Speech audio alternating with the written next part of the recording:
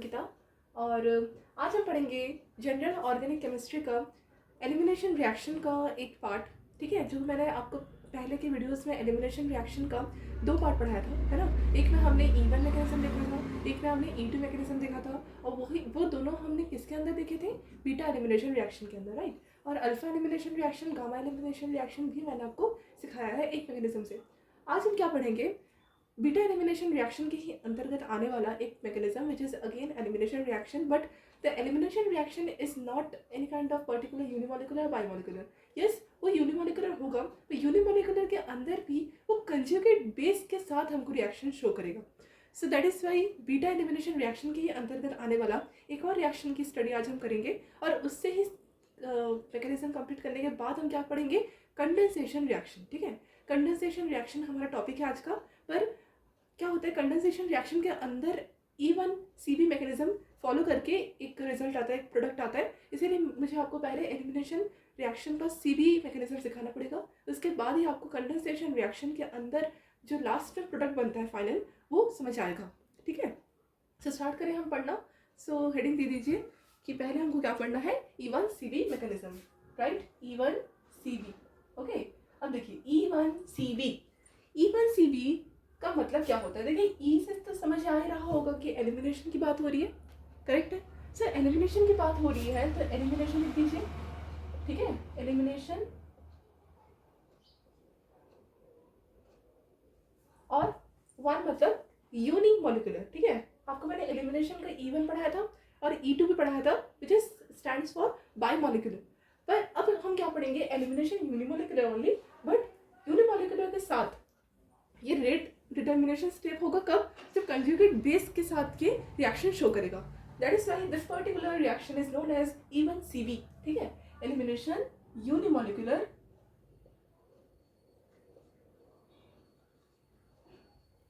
Conjugate base reaction.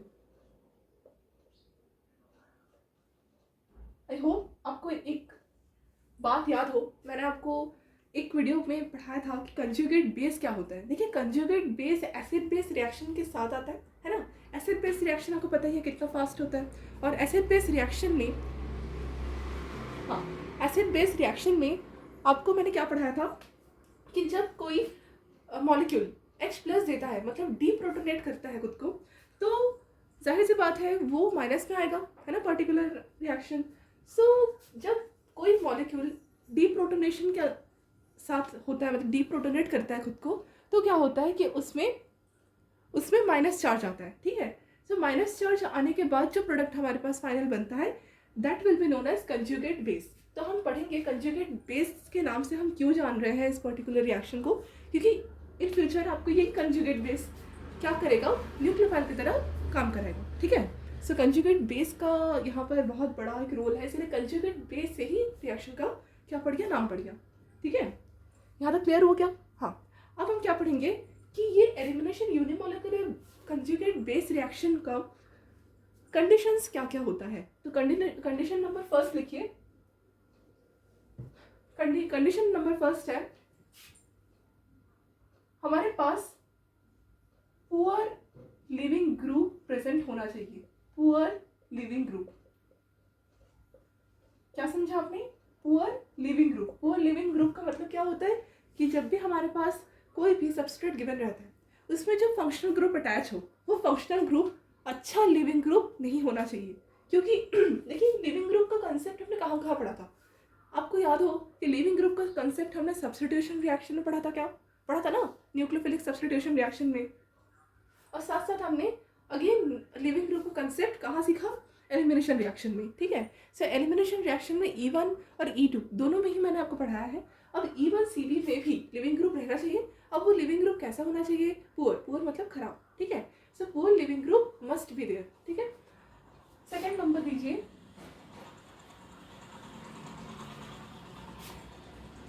Second number पे हमारे पास alpha beta, जो हमारे पास जो पर्टिकुलर सबस्ट्रेट बनेगा, सो उसी बीटा पोजीशन में एक ग्रुप का अटैचमेंट होना चाहिए। कौन से ग्रुप का?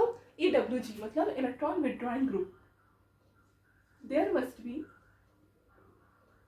बी नहीं लिखने से भी चलेगा, अगर आप लिखोगे there may be, presence of, ज़्यादातर देखा जाता है बीटा ग्रुप में ही होता है, there may be presence of electron withdrawing group EWG in beta position of carbon. ठीक है, जैसे एग्जाम्पल क्या क्या हो सकते हैं, कार्बोनाइल ग्रुप्स। ठीक है, और क्या हो सकता है, बहुत सारे एग्जाम्पल्स हो सकते हैं। ये सब कहाँ एग्जाम्पल आएगा, अगर बीटा पोजीशन में कोई इलेक्ट्रॉन विड्रॉइंग ग्रुप हो। फिनाइल भी हो सकता है विच इज C6H5। ठीक है, ये सब क्या है, ये सब क्या है, बीटा पोजिशंस में लाई करने वाला फंक्शनल ग्रुप। ओके, अब ये फंक्शनल ग्रुप कौन कैसा है, इलेक्ट्रॉन विड्रॉइंग ग्रुप। ठीक है, यहाँ तक क्लियर हो गया। अच्छा, अब हम क्या करेंगे, चेक करेंगे कि इस particular elimination unimolecular conjugate base reaction में रिएजेंट कैसा देखा जाता है। रिएजेंट देखिए, रिएजेंट मतलब क्या है, जो रिएक्शन को फेवर करता है। ठीक है, रिएक्शन कैसी होगी वो आपको रिएजेंट से ही देख के पता चलेगा। ठीक है, सो रिएजेंट आपको बहुत ध्यान रखना है। मैंने आपको पिछली बार एलिमिनेशन 1 एलिमिनेशन 2 का अलग अलग रिएजेंट पढ़ाया था, है ना, आपको याद हो, अगर नहीं याद हो तो प्लीज वीडियो को अच्छे से देखिएगा, मैंने आपको पढ़ाया है। अगेन हमको elimination unimolecular conjugate base reaction में भी ना ये रिएजेंट देखना पड़ेगा। ठीक है, तभी आपको समझ आएगा कि कैसा आपका जो है पर्टिकुलर रिएक्शन फेवर करेगा। सर रिएजेंट आपको क्या होगा, कोई एक बेस हमारे पास रिएजेंट होगा। फॉर एग्जांपल हमारे पास है C2H5O नेगेटिव, और हमारे पास इसी का ही, ये तो कंजुगेट बेस हो गया ना किसी एक पर्टिकुलर रिएजेंट का। आई मीन ये आपका सॉल्वेंट कुछ ऐसा था, ये क्या है आपका इथेनॉल। ठीक है, अब ये इथेनॉल का अगर आप डीप्रोटोनेशन करवा दो, एक H+ आयन रिमूव करो, तो ये H+ आयन हट के क्या बचेगा ये।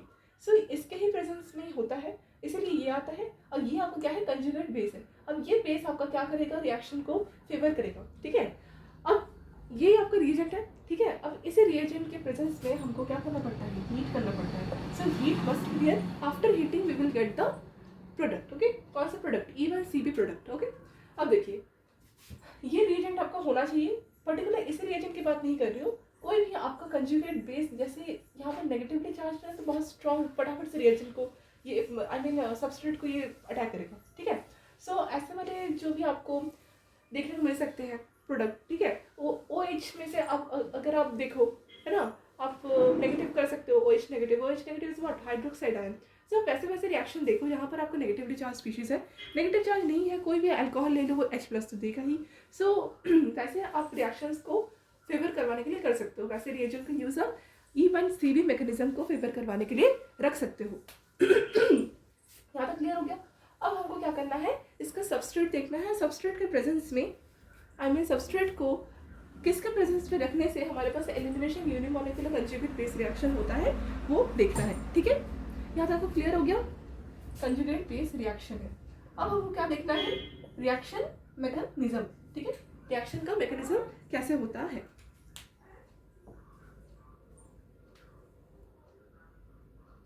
सो चलिए हम रिएक्शन मैकेनिज्म देख लेते हैं फटाफट से। रिएक्शन मैकेनिज्म,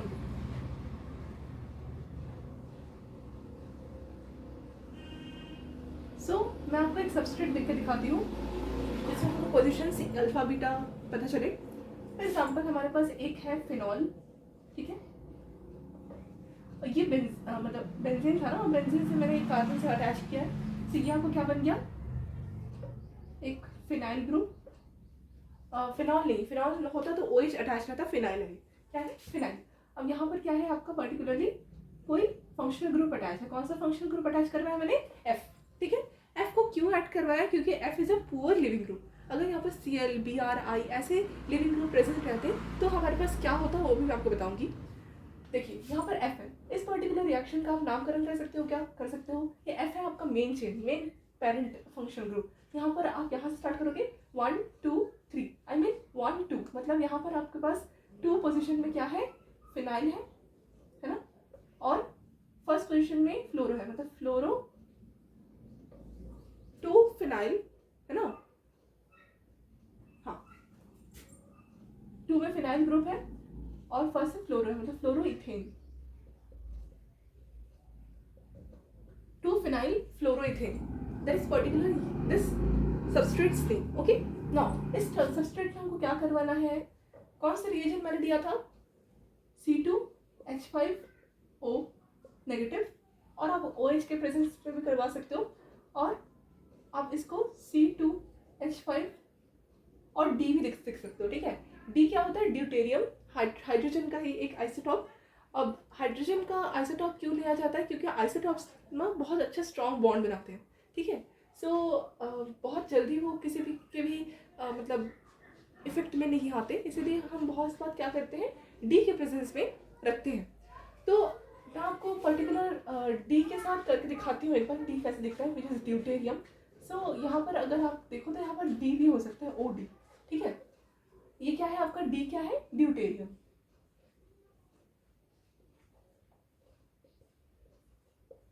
मैंने पढ़ाया था ना, हाइड्रोजन के 3 आइसोटॉप्स होते हैं, ट्राइटियम भी होता है। अब देखिए ये आपका क्या है, एक सबस्ट्रेट है, सबस्ट्रेट के प्रेजेंस में ये वाला रिएजेंट आपको दिया गया है, अब पूछा गया है इसका फाइनल प्रोडक्ट एज्यूम कीजिए, ठीक है। सो आप ही बताइए इसका फाइनल प्रोडक्ट हम कैसे करेंगे। रिएक्शन मैकेनिज्म से आपको यहाँ पर अल्फा बीटा पहले पोजिशन लोकेशन दिखना है। देखिए अगर ये हमारे पास पेरेंट फंक्शनल ग्रुप है, सो यहाँ पर आपके पास क्या हो जाएगा, अल्फा पोजिशन, अल्फा कार्बन। अब अल्फा ये है तो अल्फा के बाजू वाला कार्बन बीटा कार्बन। अब बीटा कार्बन यहाँ पर गामा हो जाएगा, पर अभी नहीं लिखेंगे क्योंकि यहाँ जो है गामा कार्बन पर ही हमारे पास एक ग्रुप आ जा रहा है, तो हम ऐसे गामा नहीं लिखेंगे। अल्फा और बीटा हमारे पास 2 पोजीशन दिख रहे हैं। अब इस अल्फा और बीटा में हमारे पास क्या है, हाइड्रोजन भी है कार्बन पर वैलेंसी सेटिस्फाई करने के लिए। अब हम क्या करेंगे, अल्फा और बीटा पोजीशन में देखेंगे कि बीटा पोजीशन में हमारे पास वो रूल फॉलो हो रहा है कि नहीं, जो मैंने आपको बताया था। आपने देखा कि इस वाले बीटा कार्बन पर एक ग्रुप अटैच है, which is our phenyl group, ठीक है। क्या ग्रुप है, फिनाइल ग्रुप। अब आप बताइए कि phenyl group electron withdrawing group होता है या इलेक्ट्रॉन डोनेटिंग ग्रुप। देखिए phenyl group is highly electron withdrawing group, ठीक है। ये रेजोनेंस स्टेबलाइज्ड होगा अगर यहाँ पर नेगेटिव चार्ज आएगा, ठीक है। सो आपको मैं एक और पॉइंट लिखवाती हूँ कि the reaction must be resonance stabilised. यहाँ से आपको क्लैरिटी आएगी, What is the meaning of resonance stabilized? देखिए अब आपको क्या करना है, इस इलेक्ट्रॉन विड्रॉइंग ग्रुप की मदद से यहाँ पर एक नेगेटिव चार्ज क्रिएट होगा। अब वो कैसे होगा मैं आपको दिखाती हूँ। पहले तो आप ये वाला एक मैं पीएच करके दिखाती हूँ, पीएच इज फिनाइल, याद रखिएगा। यहाँ पर हमारे पास क्या है, ये है, ठीक है। अब यहाँ पर हमारे पास आपको याद हो कि यहाँ पर एक हाइड्रोजन है, यहाँ पर एक हाइड्रोजन है, क्योंकि बीटा पोजिशन में बीटा कार्बन पर 2 हाइड्रोजन भी है, बीटा हाइड्रोजन। अब ये बीटा हाइड्रोजन क्या करेगा, बीटा हाइड्रोजन बहुत ज़्यादा एसिडिक होने के कारण, बहुत ज़्यादा, मैं रिपीट कर रही हूँ, बीटा हाइड्रोजन बहुत ज़्यादा एसिडिक होने के कारण ये क्या कर सकता है, यहाँ पे इलेक्ट्रॉन विड्रॉइंग ग्रुप है ना, इसलिए ये जो बीटा हाइड्रोजन है बहुत ज़्यादा एसिडिक है। अब ये क्या होगा, एसिडिक होने के कारण एसिड बेस रिएक्शन बहुत फास्ट होगी, क्योंकि ये तो कंजुगेट बेस है ना।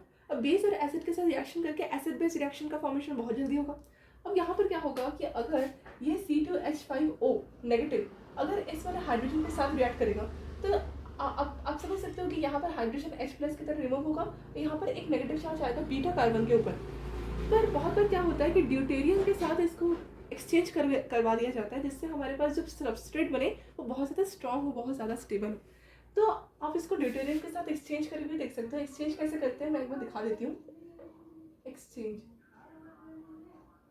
ठीक है। तो एक बार मैं इसको क्या करती हूँ, एक्सचेंज करके दिखाती हूँ।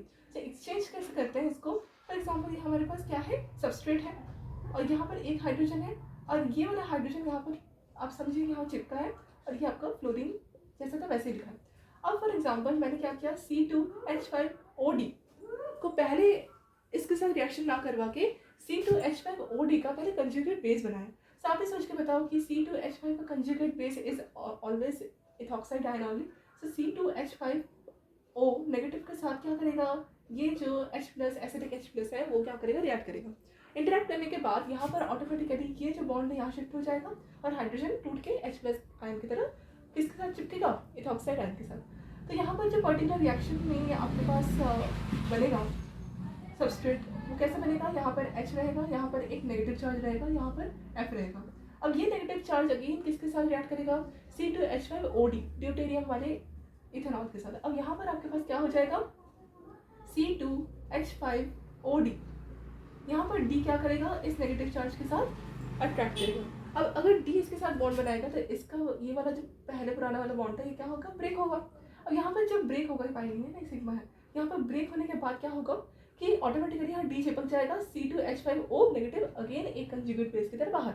ठीक है, अब देखिए यहाँ पर हमारे पास जो फाइनल प्रोडक्ट बनेगा वो PH। ठीक है, I need to change my marker first.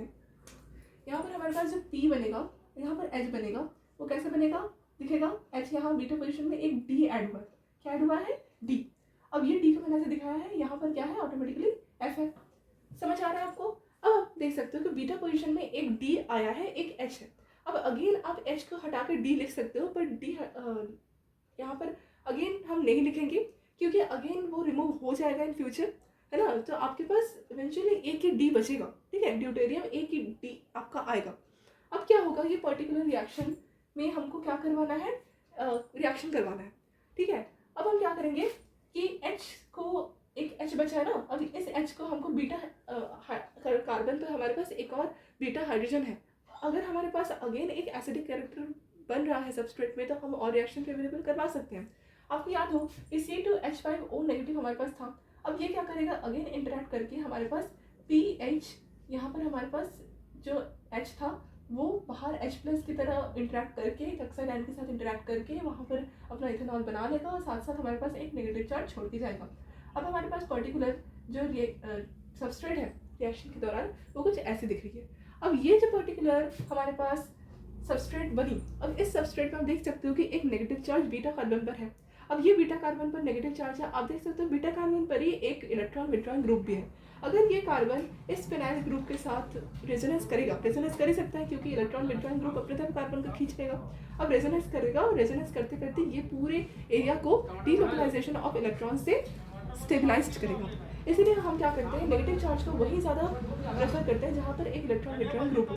ऐसी बात नहीं है कि बीटा कार्बन पर ही एवरी टाइम आपको इलेक्ट्रॉन विड्रॉइंग ग्रुप दिखेगा। हो सकता है आपका जो पर्टिकुलर सबस्ट्रेट हो वो कभी ना कभी ऐसा नेमिंग रिएक्शंस के थ्रू अल्फा और बीटा दिखे जहाँ पर अल्फा पोजीशन में आपको इलेक्ट्रॉन विड्रॉइंग ग्रुप दिख जाए। मैं आपको ज़रूर एक्सप्लेन करूँगी कि अल्फा पोजीशन में भी जब आपका रिएक्शन में इलेक्ट्रॉन विड्रॉइंग ग्रुप रहता है तो इलेक्ट्रॉन विड्रॉइंग ग्रुप की ही वजह से अल्फा पोजीशन के कार्बन के हाइड्रोजन ज़्यादा एसिडिक होने के कारण वहाँ से रिएक्शन होता है, नेगेटिव चार्ज वहीं आता है जहाँ पर अल्फा कार्बन भी है।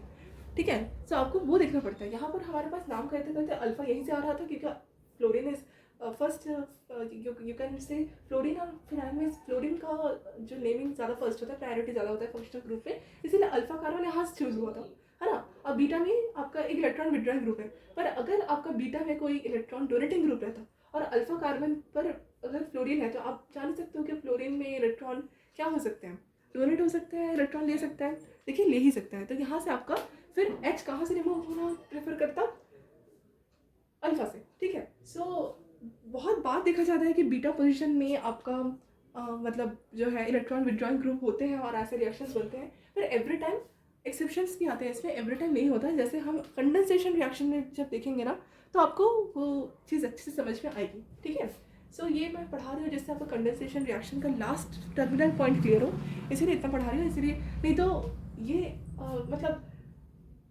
अगर आप नहीं समझे तो आपको कुछ डरने की बात नहीं है, पर कंडेंसेशन रिएक्शन के लिए आपको पढ़ना पड़ेगा। ठीक है, यहाँ तक क्लियर हो गया। अब देखिए ये नेगेटिव चार्ज आपको पता ही है, fluorine is highly poor electron, मतलब क्या बोल सकते हैं इसको, फंक्शनल ग्रुप है ना। मतलब वो इलेक्ट्रॉन को क्या कर सकते हैं, अपने तरफ खींच सकते हैं। इलेक्ट्रोनेगेटिविटी बहुत ज़्यादा होती है। अब क्या होगा कि ये जो नेगेटिव चार्ज है, वो नेगेटिव चार्ज इसमें क्या कर सकता है, 5 बॉन्ड का फॉर्मेशन कर सकता है, मतलब यहाँ आ सकता है। ठीक है, अब यहाँ पर अगर नेगेटिव चार्ज आएगा तो क्या होगा, यहाँ पर कार्बन 5 बॉन्ड तो बना नहीं सकता, तो यहाँ पर फ्लोरीन को वो इवेंचुअली क्या कर सकता है, लीव करवा सकता है। मतलब वो लिविंग ग्रुप है तो भी वो लीव करवा सकता है। ठीक है, फॉर एग्जाम्पल अगर हम यहाँ पर फ्लोरीन की बजाय अगर क्लोरीन, ब्रोमीन, आयोडीन ऐसे अच्छे लिविंग ग्रुप्स अगर ले लेते, सबसे अच्छा लिविंग ग्रुप कौन, आयोडीन। अगर हम क्लोरीन, आयोडीन ऐसे लिविंग ग्रुप्स लेते ना तो हमारे पास क्या होता कि रिएक्शन में नेगेटिव चार्ज स्टेबलाइज नहीं होता।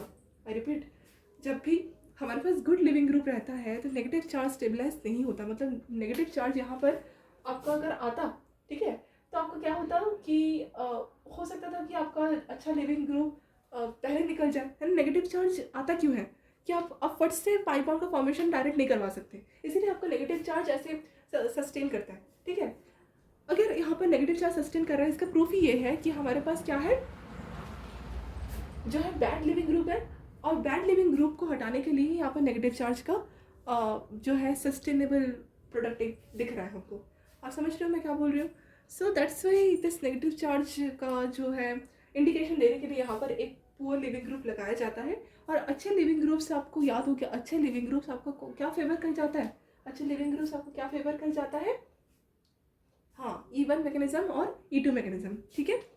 और ये जो भी पूरा कार्यक्रम होता है, ठीक है, ये in the presence of heat, तो आपको हीट मस्ट बी देयर, ठीक है। जब भी आप रिएक्शन देखोगे हीट का सिंबल जरूर दोगे, ठीक है। और ये कोई पर्टिकुलर ऐसा नहीं है कि हीट होगा तो पेरोक्साइड इफेक्ट आएगा, ऐसे नहीं है। हीट के साथ अगर आपको कोई अल्कोहल दे दिया जाता है रिएक्शन में, और आपको अगर ऐसी अल्फा बीटा पोजीशन दिख जाती है सबस्ट्रेट में, और बीटा में अगर आपको ज़्यादातर EWG ग्रुप्स अटैचमेंट रहता है, तो आप बहुत इजीली कर सकते हो ये ऐसे reactions. This reaction is much more favourable for even CB mechanism where this negative charge is made. और जो ये नेगेटिव चार्ज बनने वाला जो प्रोडक्ट रहता है ना, इस particular negative charge product is known as conjugate base. क्यों? क्योंकि ये नेगेटिव चार्ज आपका आया कहाँ से, डीप्रोटोनेशन होने की वजह से। यहाँ से क्या हुआ, डीप्रोटोनेशन हुआ। दिस ये जो प्रोडक्ट आपको दिख रहा है जहाँ से H+ जा रहा है, ये आपको क्या कहलाता है, डीप्रोटोनेशन।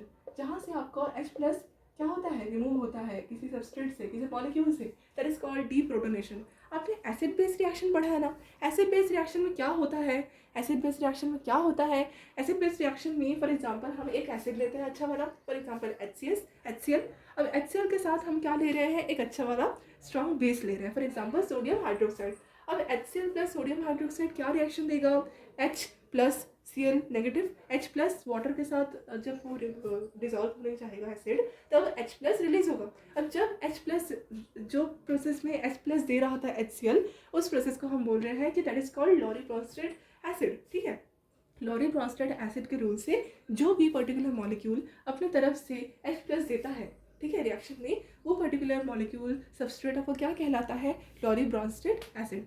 अब जो पर्टिकुलर आपका H+ आयन बना, अब वो H+ आयन एक इलेक्ट्रॉन, आप बोल सकते हो कि लविंग स्पीशीज़ है ना, इसमें लोन पेयर एक्सेप्ट करने की क्षमता है। और जो पर्टिकुलर आपका जो एटम बनेगा, ठीक है, और ग्रुप ऑफ एटम बनेगा रिएक्शन में, वो पर्टिकुलर एटम अगर लोन पेयर को एक्सेप्ट कर सकता है, वो लोन पेयर एक्सेप्टर आपका क्या कहलाता है, लुईस एसिड, ठीक है।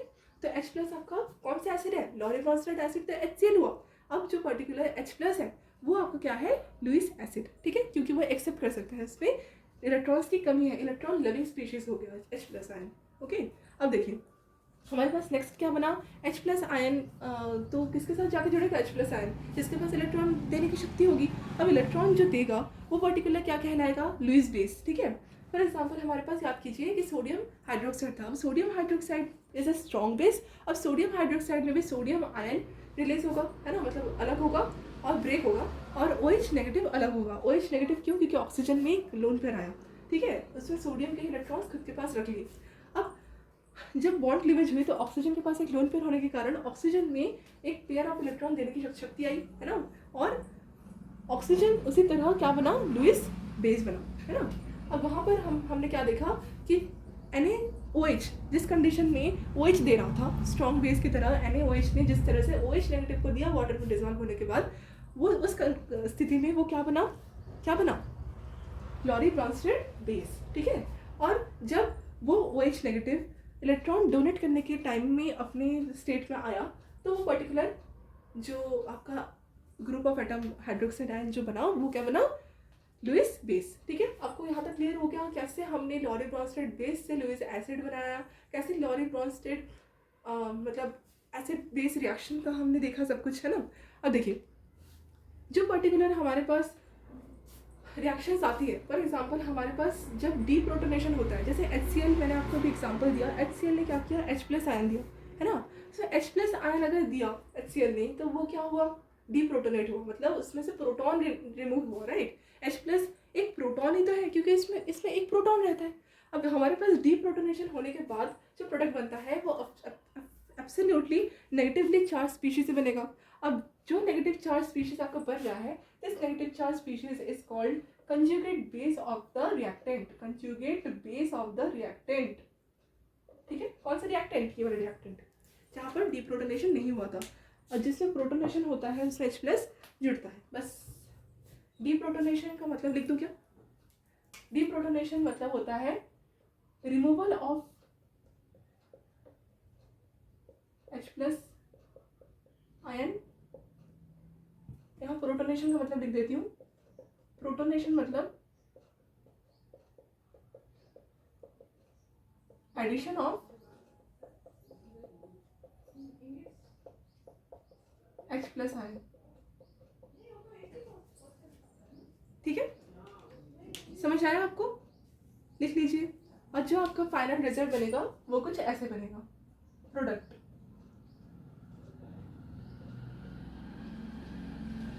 पीएच है ना, यहाँ पर ऐसे है, यहाँ पर एक हाइड्रोजन है, और जो हमारे पास प्रोडक्ट बना वो कुछ ऐसे डबल बॉन्ड बना, और यहाँ पर फ्लोरीन रिलीज हो गया, अब CH2 बना।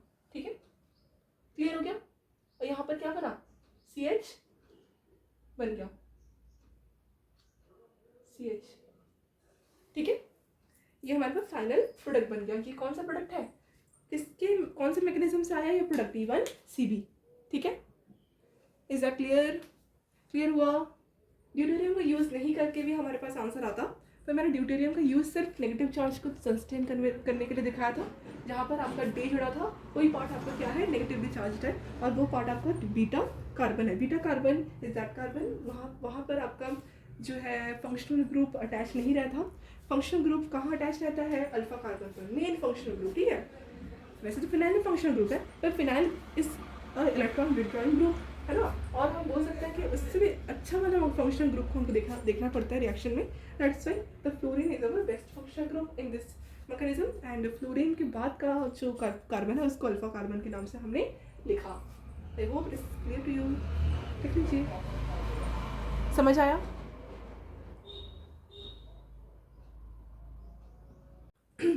सो चलिए स्टूडेंट्स, E1CB पढ़ने के बाद अब हमारे पास जो टॉपिक बचा that is condensation reaction.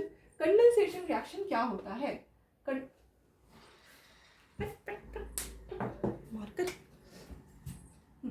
Condensation reaction में थोड़ा सा बड़ा लिख रही हूँ, कंडेंसेशन रिएक्शन।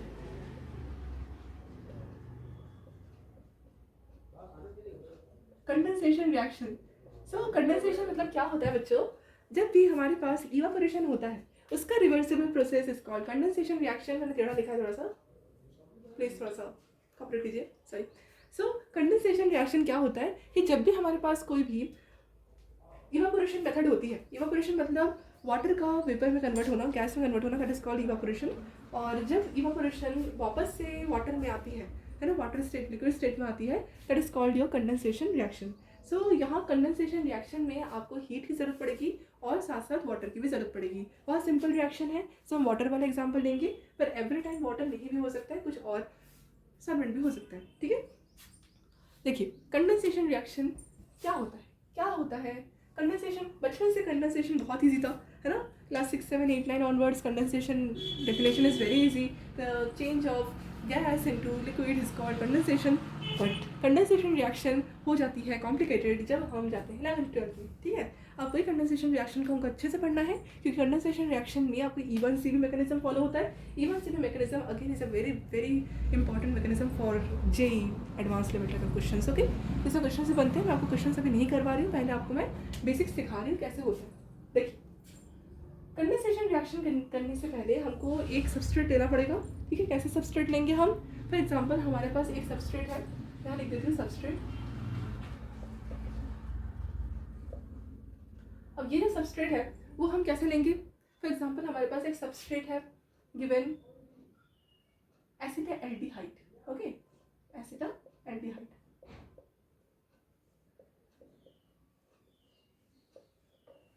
और हमारे पास सबस्ट्रेट के साथ रिएजेंट दिया गया है dilute NaOH। What is NaOH? NaOH is the strong base, sodium hydroxide. ठीक है, डाइल्यूट NaOH हमारे पास है, और हमारे पास एसिटाल्डिहाइड सबस्ट्रेट में है। स्ट्रक्चर कैसा होता है एसिटाल्डिहाइड का, हमारे पास सी रहता है, डबल बॉन्ड ओ रहता है, हमारे पास सी के साथ एक CH3 जुड़ा रहता है और साथ साथ सी के साथ एक H भी जुड़ा रहता है।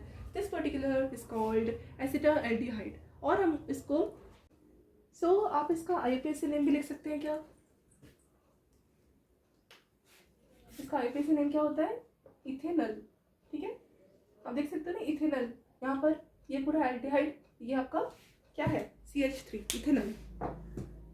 अब देखिए इसका मैं रिएक्शन किससे करवाऊंगी, dilute NaOH, dilute NaOH, NaOH dilute मतलब यहाँ पर Na positive plus OH negative के फॉर्म में आपको दिख रहा होगा। ठीक है, डाइल्यूट NaOH।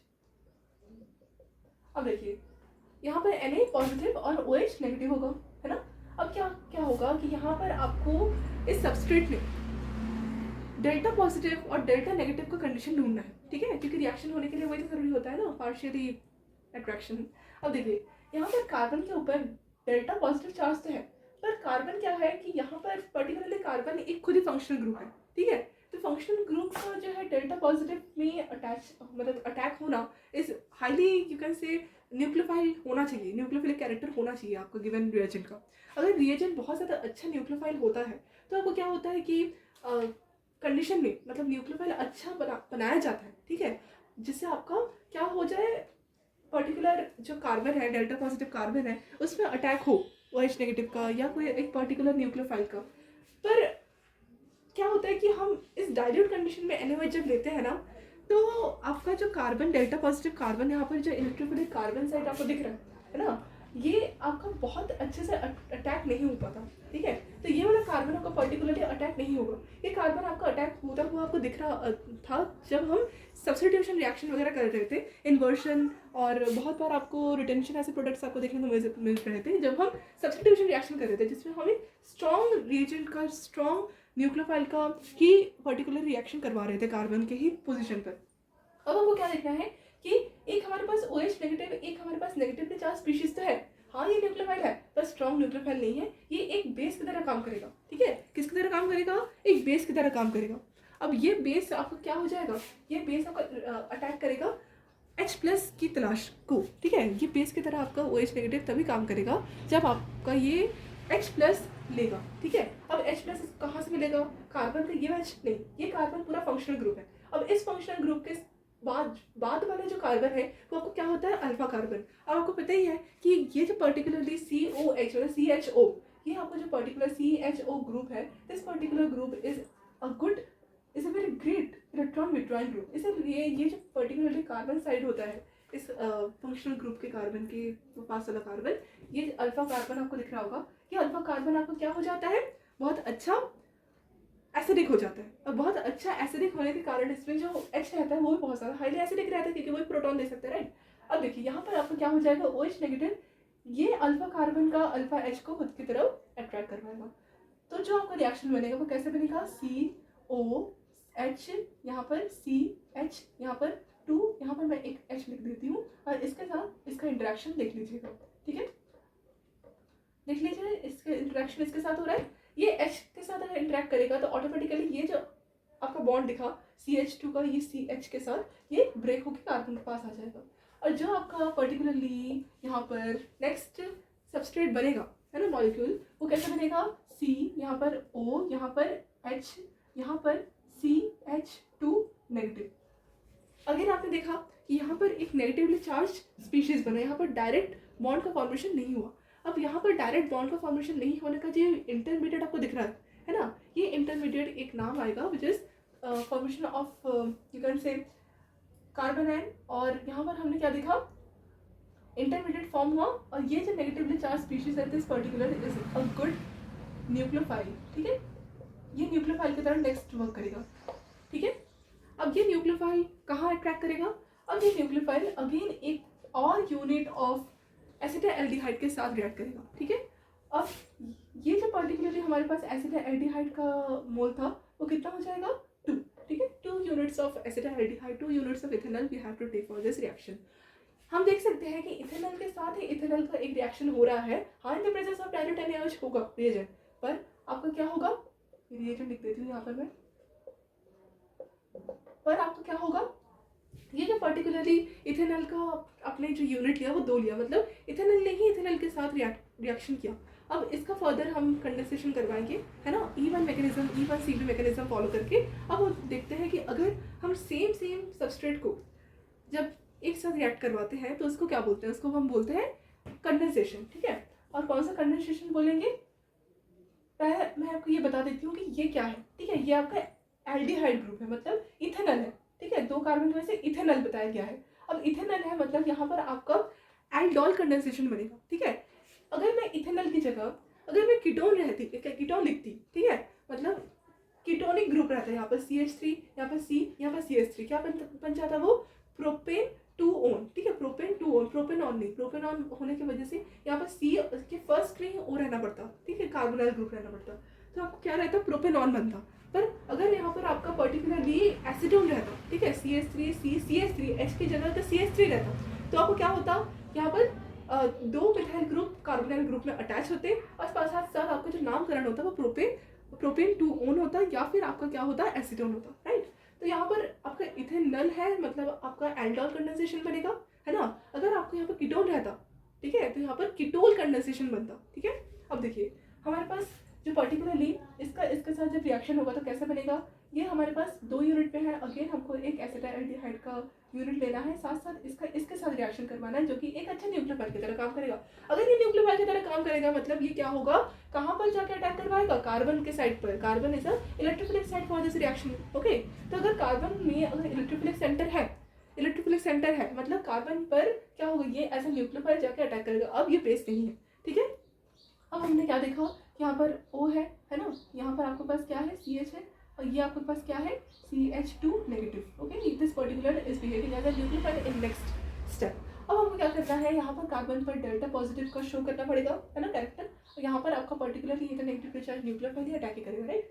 अब यहाँ पर इसका अट्रैक्शन ये वाले कार्बन पर करेगा, यहाँ पर एक बॉन्ड बनेगा, और जो आपका बॉन्ड इन फ्यूचर दिखेगा वो कैसे दिखेगा। अब इसका रिएक्शन आप देखिए, तो आप देख सकते हो कि कार्बन पर यहाँ पर एक और बॉन्ड बना रहा है, तो ये ऑटोमेटिकली यहाँ चला जाएगा, कहाँ चले जाएगा, यहाँ पर नेगेटिव चार्ज की तरह ऊपर चला जाएगा। तो हमारे पास क्या प्रोडक्ट बन जाएगा, यहाँ पर C बन जाएगा, यहाँ पर ऐसे O नेगेटिव, और यहाँ पर आपके पास CH3 तो है ही, यहाँ पर H है, यहाँ पर C बनेगा, यहाँ H2 बनेगा, नेगेटिव चार्ज वैनिश हो जाएगा, यहाँ पर एक बॉन्ड बनेगा, यहाँ पर CH हो जाएगा, यहाँ पर डबल बॉन्ड O। आपने देखा यहाँ पर ये वाला बॉन्ड बना, ये H+ अगेन जाके यहाँ अटैक करवाएगा, ये ऐसे। अब हमारे पास जो प्रोडक्ट बनेगा वो कैसे बनेगा, CH3 CH, यहाँ पर OH, यहाँ पर CH2, यहाँ पर CH, यहाँ पर डबल बॉन्ड O, ठीक है। ये पर्टिकुलर आपका जो प्रोडक्ट बना, this particular product is called aldol, okay, aldol. आप देख सकते हो यहाँ पर OH बना, है ना, यहाँ पर एक आपका एल्डिहाइड ग्रुप है। नामकरण कहाँ से होता होगा, यहाँ से, मतलब 1 2 3 4, ठीक है। अब इसका नामकरण भी कर सकते हो, जहाँ पर आप ओन लिखोगे 1 2 3 3, यहाँ पर आप क्या लिखोगे 3 हाइड्रोक्सी, हाँ 3 hydroxy 1 one 3 hydroxy but one 1 one, ठीक है। दिखा आपको 1 2 3 4, मतलब यहाँ से करोगे ना, ये फंक्शन ग्रुप ज़्यादा मेजर होता है देन हाइड्रोक्साइड ग्रुप। तो 1 2 3 4 मतलब 3 hydroxy but 1 one, that is a particular IPSC name for this aldol group, okay. और यहाँ पर आप जब बीटा कार्बन और अल्फा कार्बन के अकॉर्डिंग चलोगे, यहाँ पर अल्फा कार्बन ये हो जाएगा अल्फा बीटा, मतलब इसको बीटा हाइड्रोक्सी कार्बोनाइल ग्रुप भी कहते हैं।